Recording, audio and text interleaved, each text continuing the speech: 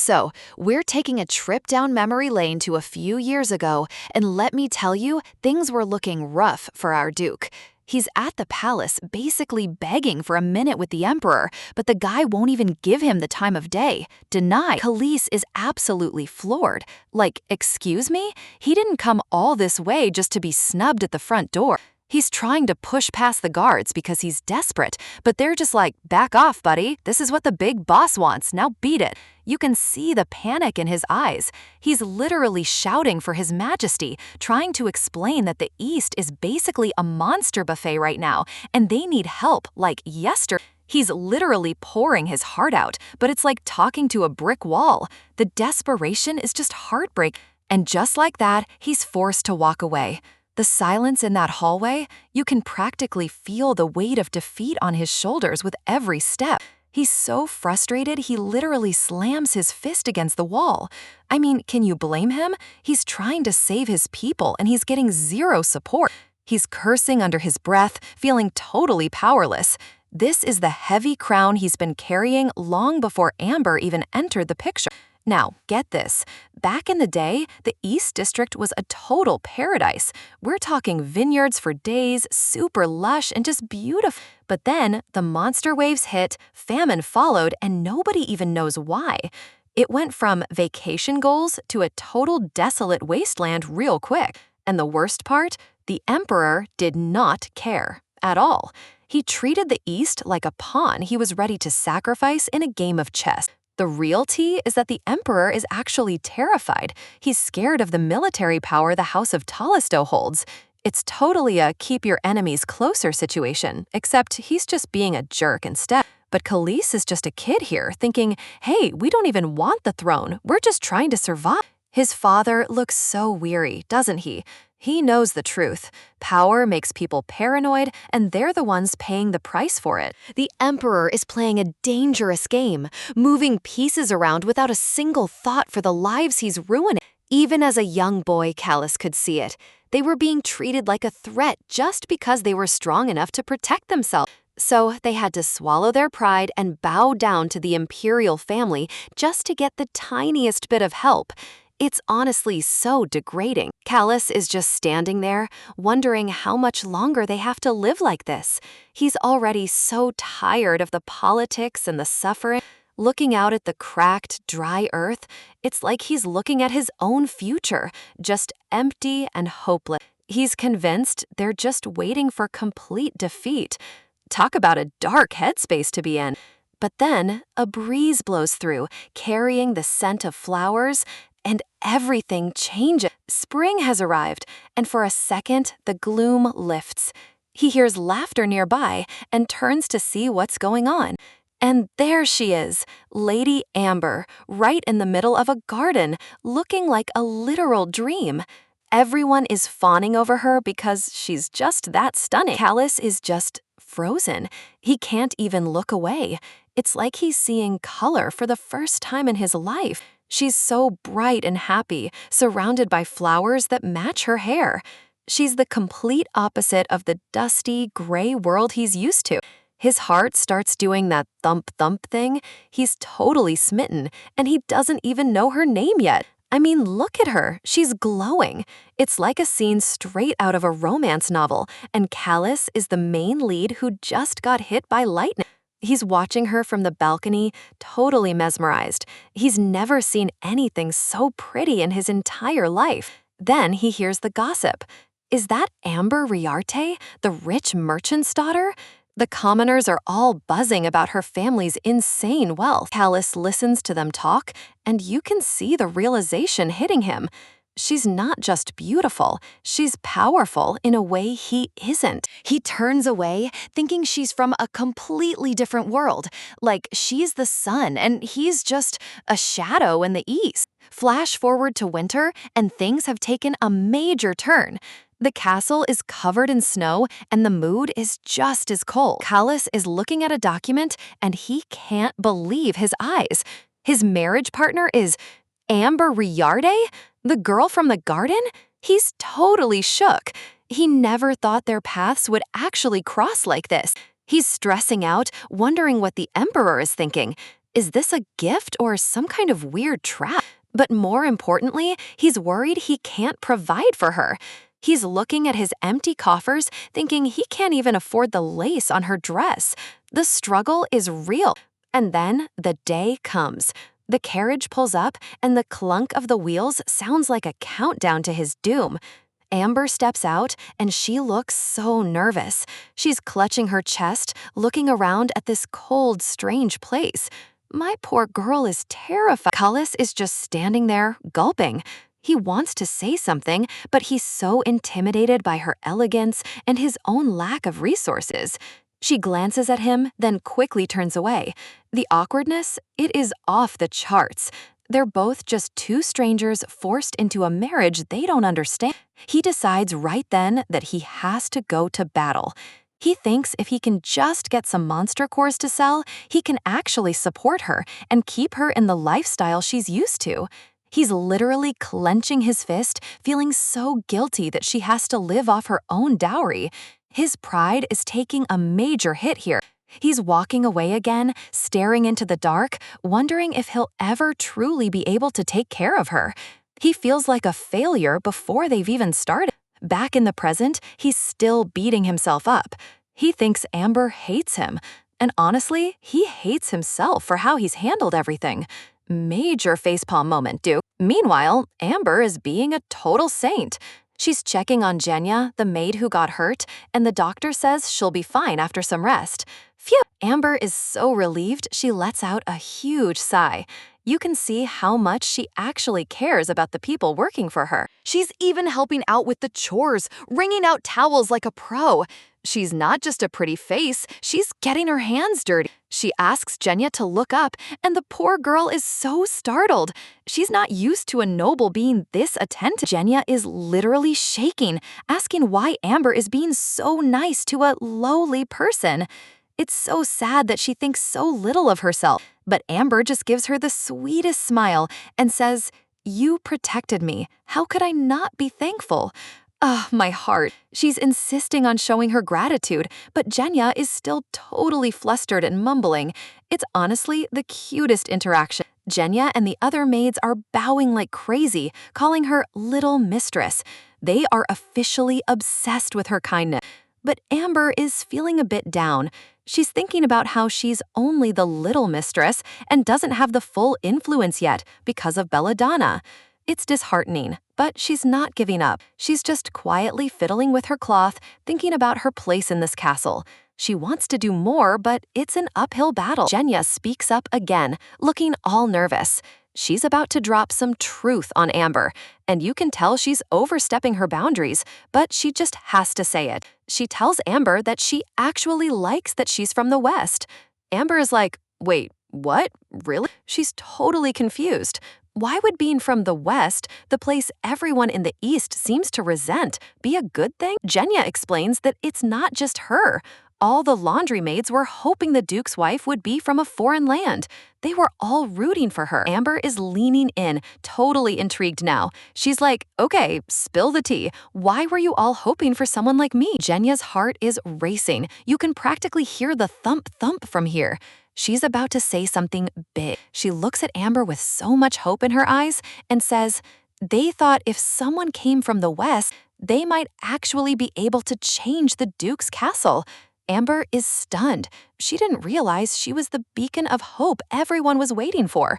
This is the moment she realizes she has a real purpose here, real mission. Duchess Belladonna is basically the queen of this castle, and let's be real, absolutely nothing happens in the East without her knowing about it. She's got her eyes everywhere. Poor Jenya is visibly shaking. Just the mention of the Duchess is enough to make anyone in this place want to curl up and hide. Our girl is starting to realize that the Duchess isn't exactly winning any popularity contests. She's not someone people follow out of loyalty. It's all fear. But the real question is, why is Jenya choosing this exact moment to spill all this to her? There's definitely something more going on. Then, out of nowhere, Jenya literally drops to the floor. She's begging to be taken under her wing. Talk about a dramatic plea for help. She actually believes that our girl is the only one who can change the destiny of this entire castle. No pressure, right? It hits her hard. She can feel her heart thumping because this is the first time someone has truly looked at her with hope. She knows it's because she's acting completely different than she did in her past life. She's finally standing her ground. In her past life, she was just a shadow of herself, crying alone while everything around her crumbled. But that version of her is officially dead and buried. She reaches out and tells Genya to stand up. This isn't just a mistress and a maid anymore. This is the start of a real alliance. Genya is practically in tears. You can tell she's been waiting so long for someone to finally give her a chance. That smile says it all. She's determined to protect the people who believe in her this time around. She helps Genya up, promising herself that she will definitely succeed. Failure is not an option in this life. The sun is out and the sky is clear, but we all know that in this castle, the weather is the only thing that's predictable. First things first, she needs to fuel up.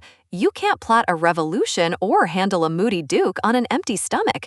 But of course, as soon as she steps into the dining room, she hears those heavy footsteps. She knows exactly who it is. It's Carlix, and honestly, he looks just as caught off guard as she does.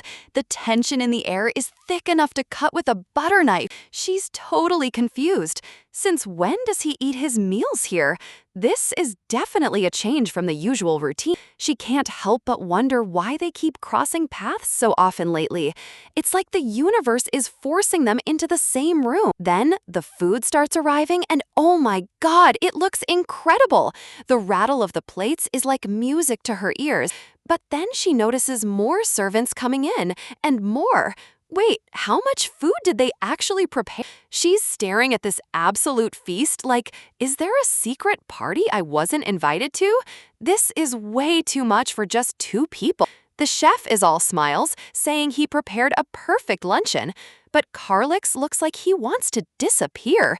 He specifically asked to eat alone. The chef is sweating bullets now, explaining that since the Duke asked for special care, he naturally assumed they were dining together. Carlix is giving him the ultimate death glare. The staff is literally scampering away to avoid the fallout. When the Duke is annoyed, you do not want to be in the splash zone.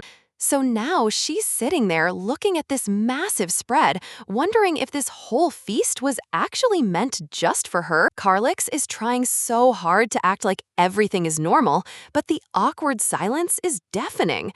This is definitely more than just married couple duty. She takes a bite, and her eyes practically light up.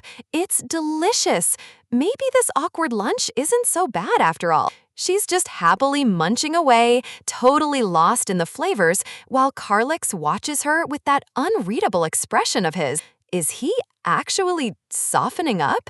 He looks almost peaceful watching her eat. It's a total 180 from his usual cold self. Plate cleared. She did not leave a single crumb. When she says she's hungry, she really means it. She is beyond satisfied. Even in her past life, she never experienced this kind of luxury in the East. She's feeling pretty spoiled right now. She steals a quick glance at him. He definitely went through all this trouble on purpose, didn't he? He's trying in his own weird way. He's just sitting there with his wine, looking all brooding and handsome. It's like he's waiting for her to say something. She finally decides to break the ice. She can't just sit there in silence after he provided such an insane meal. She acknowledges the extra care he put into this. It's a small step, but it feels like a huge breakthrough for them. And all he says is a simple, "Thank you." Seriously? That's all we get after all that drama with the chef? She's just staring at him like, are you for real right now? The man is a total mystery.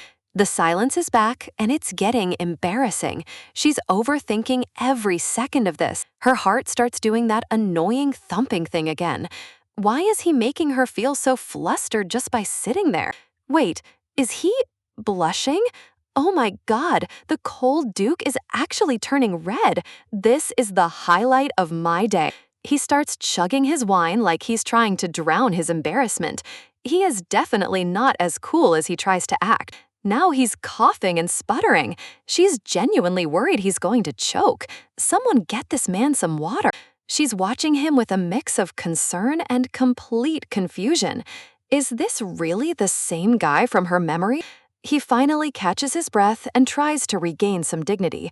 He's clearly trying to change the subject to something professional. He mentions that the squad is heading out tomorrow to deal with some monsters. Back to reality, I guess. She knows this is common in the East, and usually their knights can handle it. But something about this feels different this time. The real danger isn't just monsters, it's the looming war with the Kale Kingdom. That's the real storm on the horizon. In her past, that war was the beginning of the end. It was the moment the House of Callisto started its tragic fall from grace. They were forced into it by an imperial decree they couldn't ignore.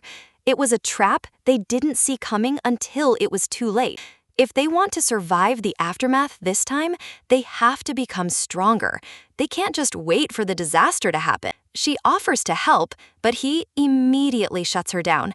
He tells her not to concern herself with the matters of the East. She's like, "Excuse me? She's not just some decoration in this castle, and she's not about to let him push her aside."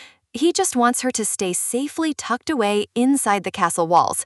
He has no idea who he's actually dealing with. She stands up with total authority. She's about to challenge everything he thinks he knows about her.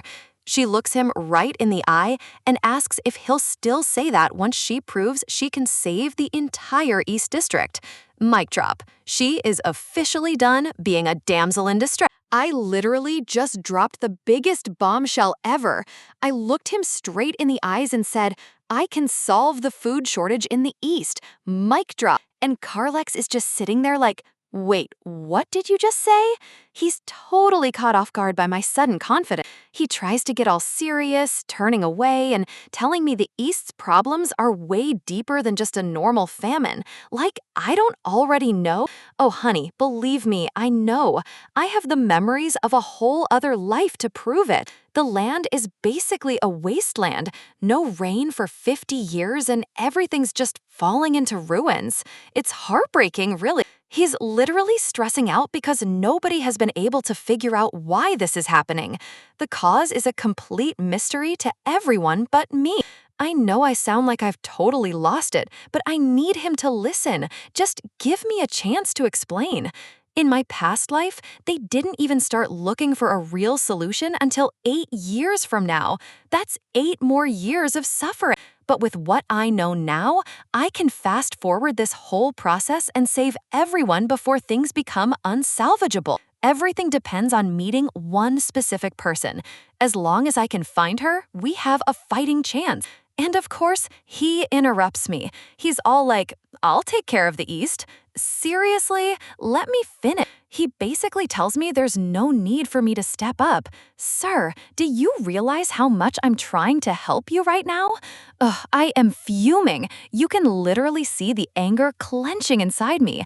I am not having this condescending attitude. I had to ask him, does he think I'm just here for decoration? Like I'm just some pretty statue to look at? I'm not a doll. I'm a human being. I stood my ground and told him exactly how I felt. I told him straight to his face, I am not some trophy to be tucked away in a display case while he does all the work. That actually got a reaction. He slams the table and insists he'd never think of me that way. He sounds genuinely shocked. He's clenching his fist so hard. The tension in this room is actually insane right now.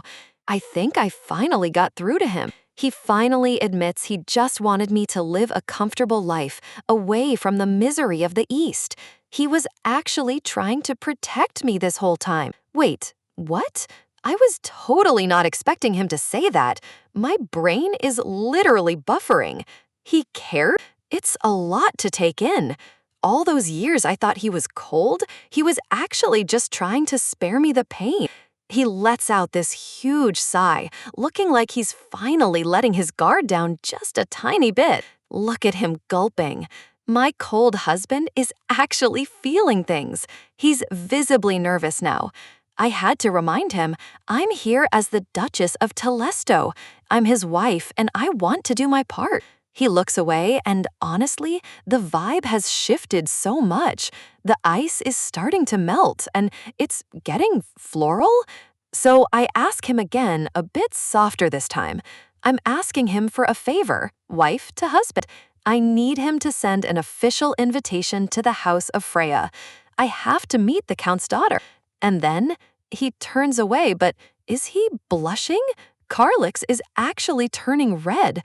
I am screaming. He brings up how I once said I'd never ask him for anything. Oh, he's definitely taking this request to heart. I'm just standing there like, is he upset? Why is he reacting like this? This is not the Carlix I remember from before. I literally have zero memory of saying I'd never trust him. Like, girl, did I really say that? My past life trauma is real. The silence is so loud. We're just staring at each other across this giant empty table. He finally facepalms and tells me to just forget he said anything. Talk about a major mood swing. He agrees. He says he'll be more than happy to write the invitation. That's a huge win for me. But he's still curious. He wants to know what business I could possibly have with Count Freya's daughter.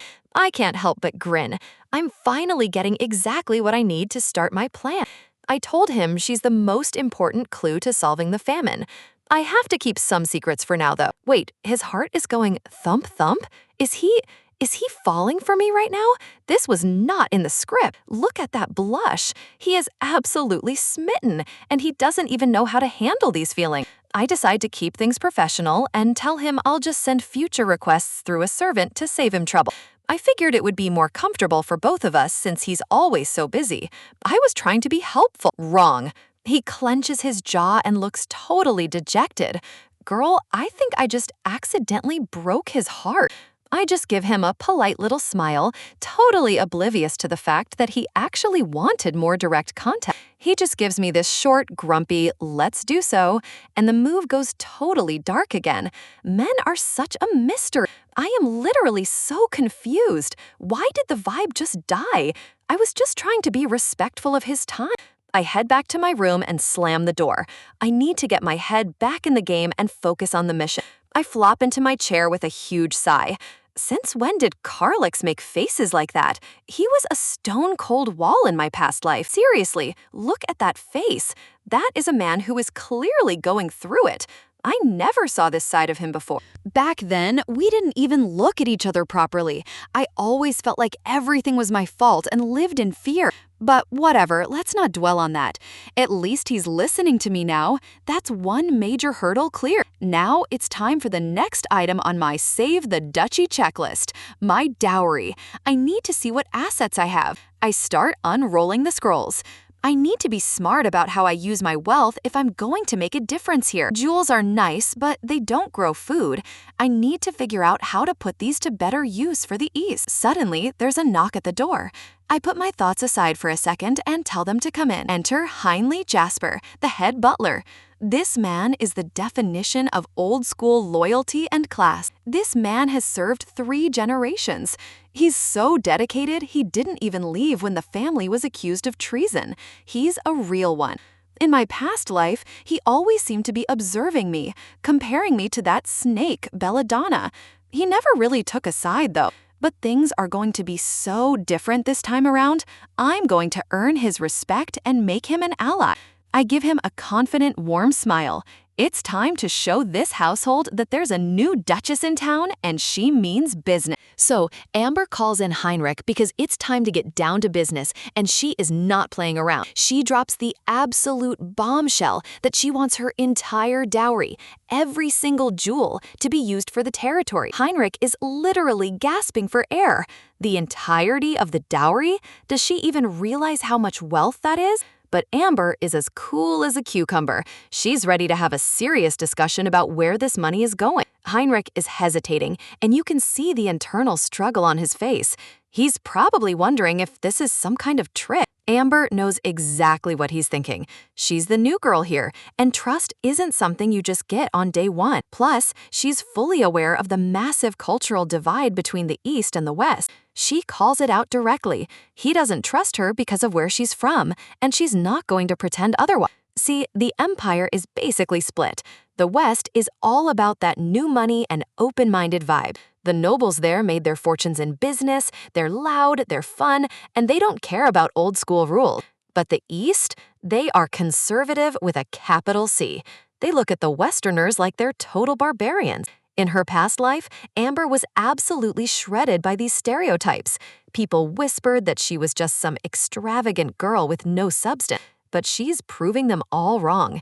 This isn't about being a hero or loving the East. She saw the reality on her way to the castle, ruined lands, and people literally starving to death.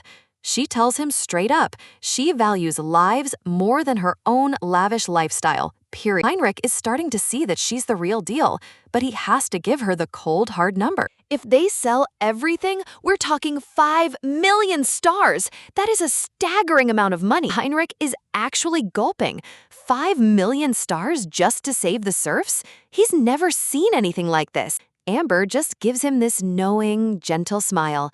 She's got him right where she wants him. She extends her hand, basically asking him, "Are you with me or not?" And just like that, Heinrich is sold. He bows down, ready to take orders from his new duchess. They dive right into the logistics.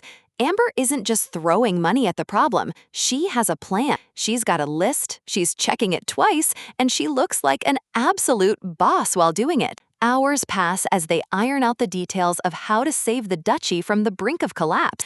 The paperwork is piling up, but Amber's focus is razor sharp. She points out the areas that need the most help. She's settling things that have been ignored for years. But wait, there's more. She's not finished yet. She's ordering food, clothes, blankets, and even animal fat to keep everyone warm. She's thought of everything. She notices Heinrich staring at her and gets a little self-conscious. Is something wrong? He's just floored.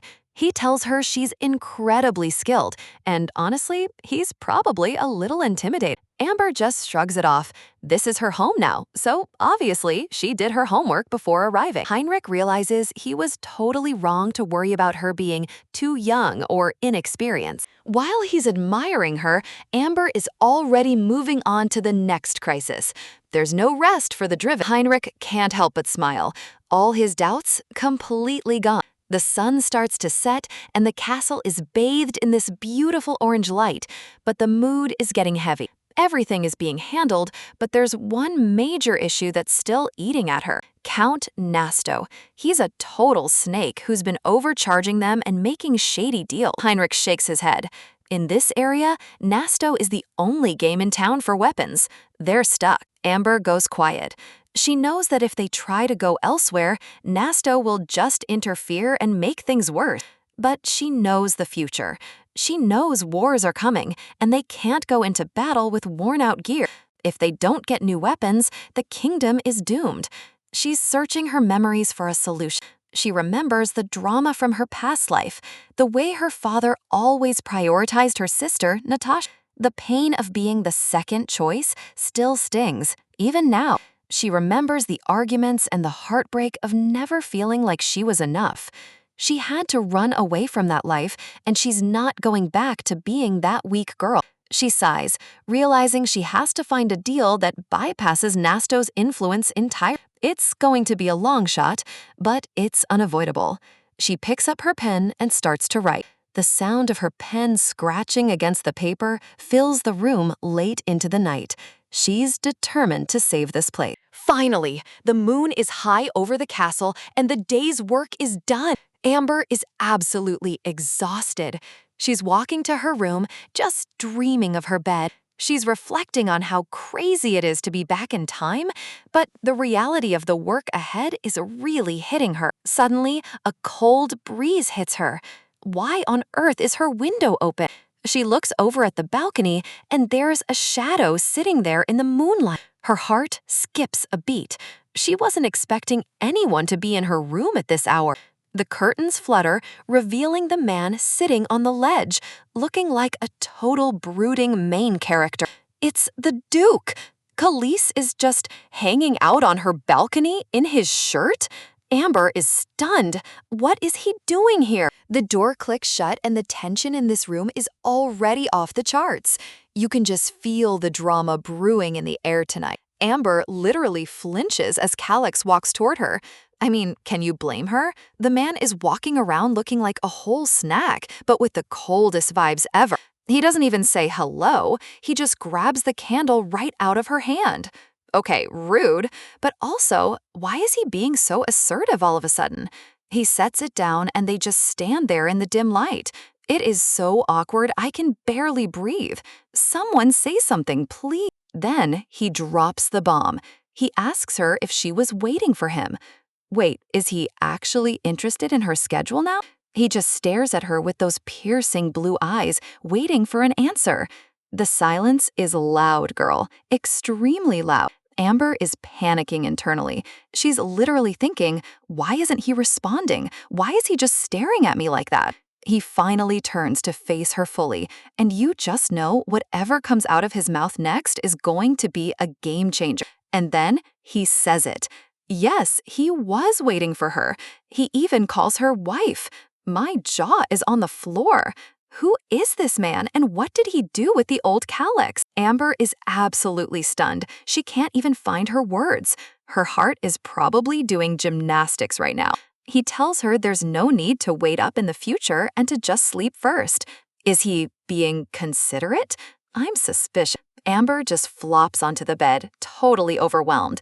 She's thinking, wait, didn't he originally want them to live completely separate lives? She steals a glance at him from the pillows. She's trying to figure out his angle because this change of heart is way too sudden. But then she catches a good look at him and her heart starts going ba-dump. Girl, same. He is way too handsome for his own good. Look at that sparkle in his eye. He's looking like a literal prince from a fairy tale. How is she supposed to stay mad at that? He is standing there looking like a total dream. If I were her, I'd be forgetting all about the past life drama for a second, too. Her heart is just thumping away. She's blushing so hard. The chemistry is finally starting to sizzle, and I am here for it. She gasps and has to turn away before she loses her cool completely. She is definitely feeling some type of way right now. She's literally telling herself to pull it together. She has to remind herself that this is Calix, the same guy who was so cold before. She finally asks him if he's going to sleep. She's trying to keep things casual, but you can hear the nerves in her voice. And wait, is he blushing? He starts stuttering out a response. The big bad Duke is actually flustered. Amber remembers him saying he didn't want to share a bed. She's thinking, okay, I get it. The rejection is still on the table. She stands up and grabs her pillow, ready to head to the sofa. She's like, fine, if you don't want me here, I'm out. But he looks so confused. He calls out to her like he wasn't expecting her to actually leave. Talk about mixed signal. She drops her stuff on the small sofa with a thud. She is officially moving out of the big bed for the night. She curls up and just says, good night. She is shutting it down. If he wants distance, she's giving it to him. Amber lies there thinking about how this isn't their first night together, but in this life, everything feels so brand new. Then a thought hits her. She stops mid-thought and her eyes go wide. She just realized something huge. She realizes that for this version of Calix, this is actually his first time in a situation like this. He's a total beginner. Look at him. He is blushing so hard he might actually combust. He is way more innocent than she realized. Amber decides to take charge. She asks him to sit down for a moment so they can actually talk like adults. He sits down, but he is so stiff he looks like a statue. The man is absolutely terrified of her right now. He lets out a huge sigh and stays totally tense. He is clearly not used to being this close to a woman, especially his wife. She tells him to just relax. She says they don't have to do anything difficult. She's trying to put him at ease, but he looks even more confused. She explains that if they just act the part tomorrow morning, everyone else will get the right idea. It's all about the optics, honey. She's basically telling him it's just a formality. She really just friend friend-zoned her own husband in the middle of their bedroom. Alex's hand slides against the seat. He is definitely not liking where this conversation is going. You can see the frustration. Then he hits her with a question of his own. How does she know he doesn't want to sleep with her? Oh, he's challenging her now. Amber hesitates. She can't exactly tell him she knows because of her past life. She's backed into a corner here. She remembers how he literally went to war just to get away from her before. Those memories still sting. She tells him that, judging by the situation, it's obvious. And then she adds that she doesn't like it either. Ouch, that's gotta hurt. Alex looks completely crushed. He literally says, I don't like it either. Wait, does he mean he does want to be with her? Amber stays firm, though. She's not letting him wiggle his way out of this without some serious explanation. He clenches his hand and asks the most heartbreaking question ever. Wife, do you not like me? My heart just broke for him. Amber just stares at him. This is the moment of truth. Is she going to be honest or keep her guard up? She gives a tiny nod and says, that's why. She is sticking to her guns. She is not making this easy for him. They just sit there in the silence. The gap between them on those chairs feels like a whole ocean right now. She stands up and ends the talk. She's like, okay, since we're done, I'm taking the bed because I'm tired. Queen energy. She climbs into the big bed and gets settled. She is done with the drama for one night and just wants some sleep. She pulls the covers all the way up, creating a literal wall between her and the rest of the room. As she lies there, she reminds herself of her mission. She's determined to protect the East and everyone living there this time around. She thinks about the future and the people she's responsible for.